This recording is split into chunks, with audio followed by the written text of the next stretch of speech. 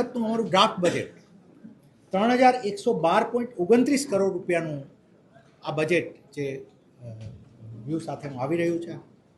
અમે આજે સ્ટેન્ડિંગ કમિટીમાં એ રજૂ કર્યું છે. આ બજેટની એક્સપેન્ડિચર સાઇડમાં અમે જોઈએ તો બે ચાર વસ્તુઓને અમે નવીનતમ રીતે લીધી છે. એક તો this budget is with a theme.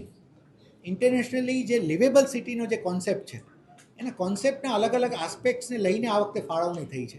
એક એવા ધ્યેય સાથે કે આ બજેટ ઇમ્પ્લિમેન્ટેશનના અંતે આપણે એક બેટર, આ એક બહુ રહેવાલાયક શહેરોમાંથી છે ગુજરાત, અને વધુ હજી રહેવાલાયક બનાવી શકીએ, મોર લિવેબલ બનાવી શકીએ. આવા ધ્યેય સાથે લિવેબલ રાજકોટનું આ બજેટ અમે રજૂ કર્યું છે.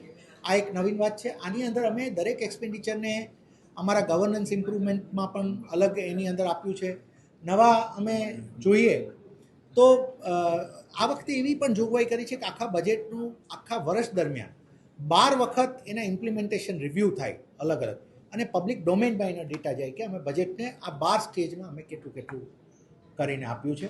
આ બજેટમાં અમે પહેલી વખત હવે ગ્રીવિયન્સને પણ ઓડિટ કરવાનું, અમે ગ્રીવિયન્સ રિડ્રેસલને ઓડિટ કરવાની સિસ્ટમ દાખલ કરી રહ્યા છીએ રાજકોટ કોર્પોરેશનમાં, કે નાગરિકોને પોતાની ગ્રીવિયન્સનું જે રિડ્રેસલ થયું છે ખરેખર રિડ્રેસલ થયું છે, શું ઘટે છે, અને how satisfied is a citizen and what needs two B done, એનું પણ આ વખતે પહેલી વખત અમે ઓડિટની એની અંદર લાવી રહ્યા છીએ. સાથે public consultation in major projects પણ અમારું નવું, જેમ કે ઉદાહરણ તરીકે આજે આપણે અમે સ્પોર્ટ્સ કોમ્પ્લેક્સનું બતાવ્યું કે રાજકોટ કોર્પોરેશન જે 27 કરોડના ખર્ચે સ્પોર્ટ્સ કોમ્પ્લેક્સ બનાવી રહી છે, તો પહેલી વખત 21 સ્પોર્ટ્સ પર્સનને બોલાવવામાં આવ્યા અને એમની પાસે ડિઝાઇન કરાવવામાં આવ્યું કે એક સ્પોર્ટ્સ કોમ્પ્લેક્સ કેવું હોવું જોઈએ. એની અંદર પહેલી સૌરાષ્ટ્રની કદાચ ઇન્ટરનેશનલ સ્કેટિંગની રિંગ બનશે, આખું કોમ્બેટ સ્પોર્ટ્સનું એરિના બનાવી રહ્યા છે જે આવું ક્યાંય પણ નથી કે નેશનલ ઇન્ટરનેશનલ રમી શકાય એ પ્રકારનું.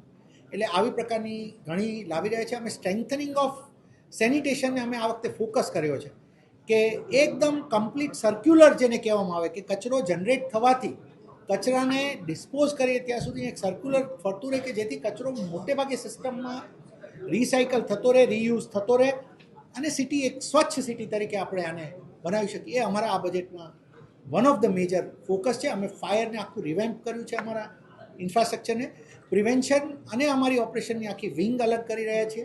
એમાં પણ મેજર ભરતી છે, સફાઈ કામદારોની મેજર ભરતી થાય છે. એટલે આ વખતના બજેટમાં ધીઝ આર મેજર કમ્પોનન્ટ્સ, અને at the same time income wise પણ અમે વી હેવ સજેસ્ટેડ રિવિઝન્સ. ખાસ કરીને મિલકત વેરામાં વધારો કરાયો છે, garbage door to door collection છે એની અંદર વધારો કરાયો છે, અને સાથે સાથે નવો ફાયર ટેક્સ ઉમેરવામાં આવ્યો છે. આની પાછળનું કારણ શું ને વધારાનું ગણિત શું? અમે જે સુવિધાઓ ઊભી કરવા માંગીએ છીએ એની માટે વી નીડ ફાઇનાન્સીસ ઓલ્સો. અમે એ તમામ ફાઇનાન્સીસને અમે એક હિસાબ કરતાં અમને એવું લાગે છે કે આ ફાઇનાન્સીસ રાજકોટના જે વિઝન સાથે આપણે જઈ રહ્યા છીએ એમાં આપણને ખૂબ જરૂરી છે, અને એની માટે જ અમે આ સજેસ્ટ કર્યા છે. અને એની સામે service improvement will be multiple times.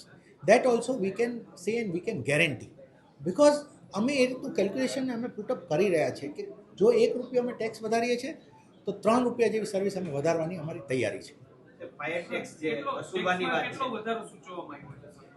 છે એ આપણે મેં આખું એક બોક્સ આપ્યું છે.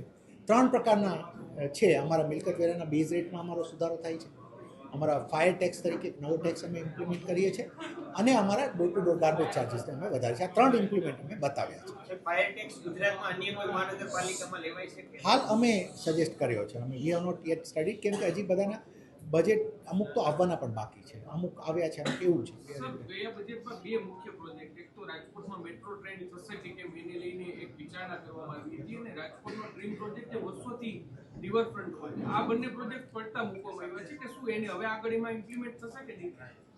એના ઉપર હજી વિચારણાઓ બધી ચાલુ છે. It is not drop project for sure.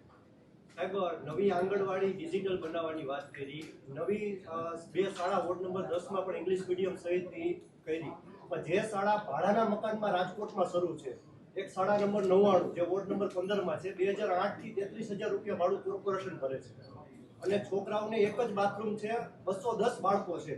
એ બાળકોને તમે તમારા બાળકો સમજતા હોય તો એ શાળાના બિલ્ડિંગને સાહેબ 100% કરવું પડે. એટલે જ અમે ફેબ્રિકેટેડમાં પણ જોગવાઈ છે. આપ જુઓ, અમે એને જોગવાઈ કરી છે છે ફેબ્રિકેટેડ આંગણવાડીઓનું જે બનાવવાનું પ્રીફેબ આવે એ પ્રકારનું કરીને ગમે ત્યાં મેનેજ કરે. જ્યાં પણ જો શહેરો છે, આપને કહું, one of the limitations that we know is શહેરોમાં જગ્યાઓનો પણ ઘણો અભાવ રહ્યા. આ જગ્યાએ રૂરલમાં બનાવવું હોય તો તમને ક્યાંક ને ક્યાંક ગ્રામ પંચાયતનો કોઈક ને કોઈક પ્લોટ મળી રહે. અહીંયા અમારે શોધવાનું છે. That we are working on. અને અમે એ બાબતમાં કમિટેડ છે કે અમારા મકાનો પોતાના હોવા જોઈએ આંગણવાડી. એની માટે આ બજેટમાં જો જોગવાઈ તો જનરલ છે જ, અને નો બડી સ્ટોપ્સ અસ. અમને જમીન મળે ત્યાં નહીં આ ઉપલબ્ધ થતી હોય ત્યાં કોઈ પણ રીતે ઉપલબ્ધ કરાવીને પણ અમે બનાવીશું. એમાં વી એક્સપ્રેસ અવર કમિટમેન્ટ થશે.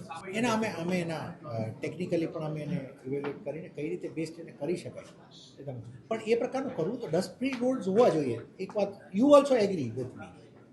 અમે એના 2-4 સોલ્યુશન્સ હજી એ કરી રહ્યા છે ને એ ઉપરાંત એ વિચારે કે રોડ ઉપરથી ડસ્ટ કેમ ઘટાડવું. હા, વ્હાઇટ ટોપિંગ ટેકનોલોજી એના ઉપર અમે આગળ વધી રહ્યા સ્વચ્છ રાજકોટ માટે આગામી દિવસોમાં તમે જે 1 એપ્રિલથી છીએ. 1 એપ્રિલથી you will see major campaign sort of.